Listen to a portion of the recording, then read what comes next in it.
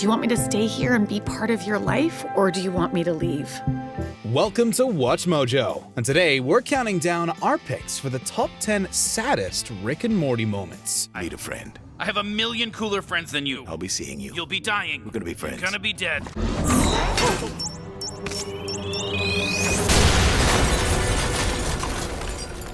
No! If that's the only way, I don't want to be saved. Please go. For this list, we'll be looking at the most heartbreaking, tragic, and bizarrely emotional moments from one of TV's funniest shows. Which Rick and Morty moment destroyed you inside? Let us know in the comments.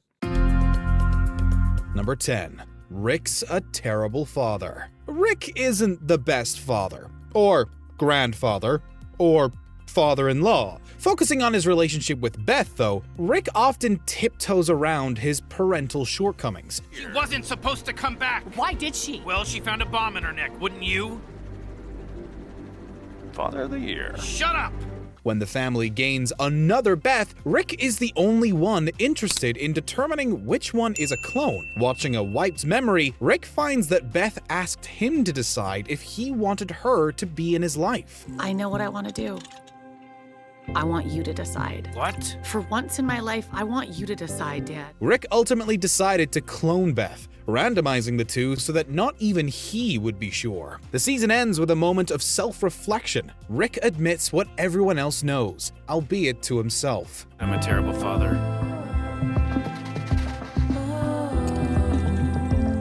At least I'm a pretty good friend. While Rick has failed as a father, he sees an opportunity to do right by Phoenix Person. But the good friendship has also possibly set sail. Number 9. Roy, a life well lived. Every once in a while, Rick and Morty will introduce a character who comes and goes. In the short amount of time, however, we develop a surprisingly deep connection. Take Roy Parsons, for example. Roy, what's wrong? I had a nightmare. I was with an old man. He put a helmet on me. It's just a fever. Get some sleep. I don't want you missing school on Monday. Strapping on a virtual reality helmet, Morty steps into Roy's seemingly all too real shoes. His life literally flashes by, from his promising youth to his disappointing adulthood to his life-affirming battle with cancer to his sudden death. Whoa. Shit! Morty is thrust back into the real world, finding out that his wife, child, and the past 55 years were all fake. We know Roy technically isn't real, and he'll live another day under Rick's control. Where's my wife? Morty, you were just playing a game. It's called Roy. Snap out of it. Come on. Regardless, Morty's turn as the character is a strangely relatable portrait of how fleeting life is. Number 8. Hoovies Death. Like Roy, Hoovy's presence is short yet effective. Unlike Roy, though, Hoovies Death has far-reaching consequences. When Morty opens a portal, the kindly being offers to help carry some wine back to his dimension. Looks like you could use a hand. Oh, hey. Yeah, that'd be great. No problem. Leaving behind his pregnant wife, Hoovy assumes he'll only be gone a couple of seconds.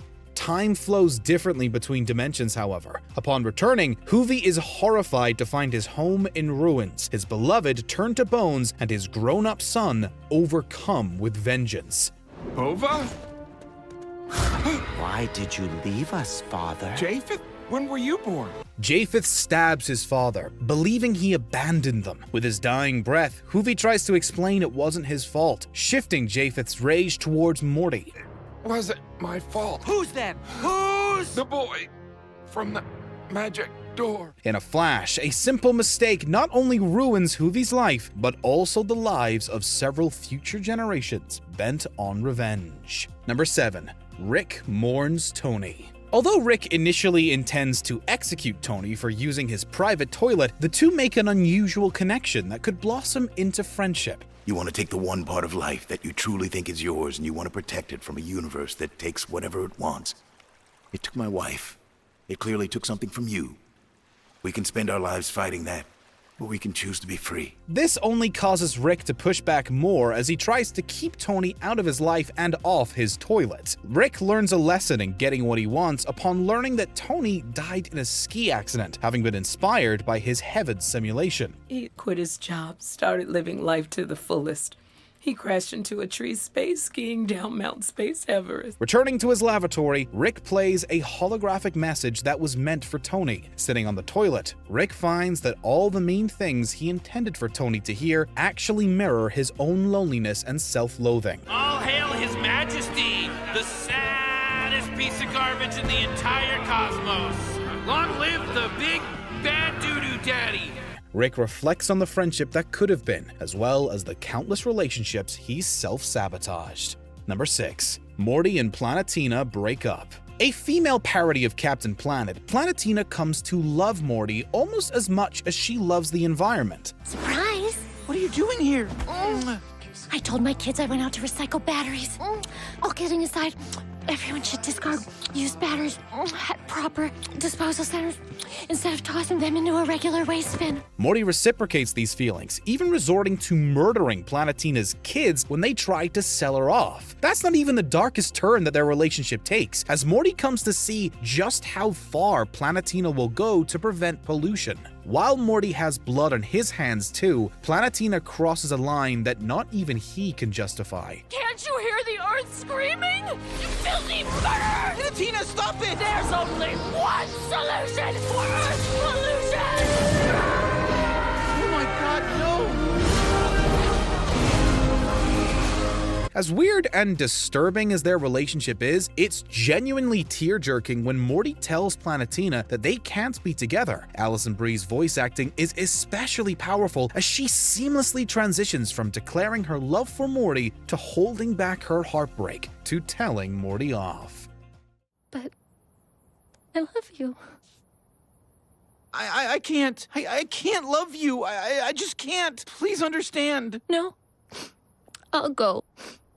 But don't you dare ask me to understand. Number 5. Beth shoots Mr. Poopy Butthole. Overrun with parasites, the Smith family is forced to obliterate numerous colorful characters that they've grown attached to, including Sleepy Gary. You gotta hide me, Sleepy Gary! Don't worry, I have a plan. If we can get to my boat, there's a... No! Just send me to Gary. I want to be with Gary. Although they seemingly expunge all the parasites, Beth remains suspicious of Mr. Poopy Butthole, shooting him. To the shock of Beth and the audience, Mr. Poopy Butthole was real, and so is his blood on the wall. Is something wrong, Beth? This surreal shooting is given an uncomfortably realistic touch as a panic-stricken Beth rushes to the kitchen, shakingly pouring herself a glass of wine and tries to cope with what she just did. The good news is that Mr. Poopy Butthole survives and slowly but surely recovers. He told me to tell you he's sorry you didn't have bad memories of him. If you love him, you should leave. The bad news is that he can't bring himself to talk it out with Beth, leaving her feeling even more guilty. Number 4. Bird Person shot through the heart. The Season 2 finale finds Rick at one of his lowest points. Just as Rick starts to let down his defenses and open up, Tammy reminds him how deceiving and cold-blooded others can be. But then I think, in a lot of ways, I'm not a high school senior from the planet Earth. In a lot of ways, what I really am is a deep cover agent for the Galactic Federation, and you guys are a group of wanted criminals. Tammy reveals that her entire relationship with Bird Person was part of a sting operation to capture enemies of the Galactic Federation. Bird Person is barely able to react to his beloved's betrayal before he shoots him, and Rick cries out over the loss of his best friend. Bird Person, no! Rick ultimately gives himself up to the Federation with a defeated look on his face. Although it turns out that Rick had a few tricks up his sleeve, this was still a dire note to end the season on. I am not staring at you. I am taking your mugshot. Number 3. Rick's sacrifice. Usually, when Rick does something noble or loving, there's an ulterior motive. As Morty falls into an endless voids of cats though, Rick jumps in after him and gives his grandson his time-stabilizing collar. Morty, where's your collar? I'll fix it. I dropped it! What the hell? What have you done to me, Morty? Rick doesn't have an exit strategy to save him. He makes the conscious decision to give up his life in exchange for Morty's. Rick even accepts his fate, hoping that Morty will be better than he was. It's a side of Rick that we rarely get to see, showing that he's not 100% heartless. I'm okay with this. Be good, Morty. Be better than me. It's more like 99.9%, but that 0.1% is huge for Rick. Thankfully, Rick finds another collar in the void, escaping at the last second. However, this doesn't take away from the emotional impact of Rick's actions. But I feel like one of the 64 Ricks, sacrificed himself for me? Maybe? I think... Shut up, Morty. The last time you felt something, we all almost died. Number 2. Morty's nihilistic speech to Summer. In what may be the show's most infamous moment, Rick and Morty flee their Cronenberg's world and slip into another reality where they recently died. Watching Rick and Morty bury their own bodies will leave you haunted and downhearted, but it doesn't end there. Look on down from the bridge. A couple of episodes later, Morty tells Summer about the graves in the backyard and where he really comes from. That out there? That's my grave. Wait, what? On one of our adventures, Rick and I basically destroyed the whole world. So we bailed on that reality and we came to this one. It's a callback that catches us off guard, as the series has been mostly episodic up until this point. What's even more shocking and depressing is Morty's words to Summer about the meaninglessness of existence. So, you're not my brother? I'm better than your brother. I'm a version of your brother you can trust when he says don't run. Nobody exists on purpose. Nobody belongs anywhere. Everybody's gonna die. Come watch TV. Whether you find Morty's outlook bleak or identifiable, it's a brutal moment that adds new layers to the characters and the show's continuity.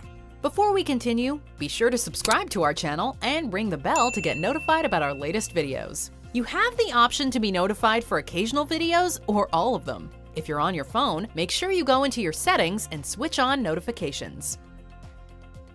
Number 1. Morty's relationship reset. You know the opening montage from Up? This sequence isn't quite as devastating as that, but it comes close enough. Playing with his reset button is no longer a priority after Morty meets his dream girl.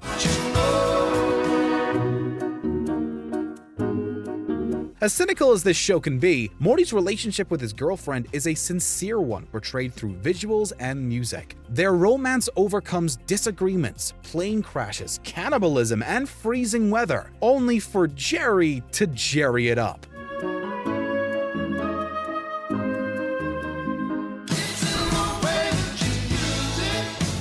Morty isn't able to rewrite the relationship, although it's implied that his girlfriend might remember him later. By this point, though, Morty has already faked his death. Going in the vat!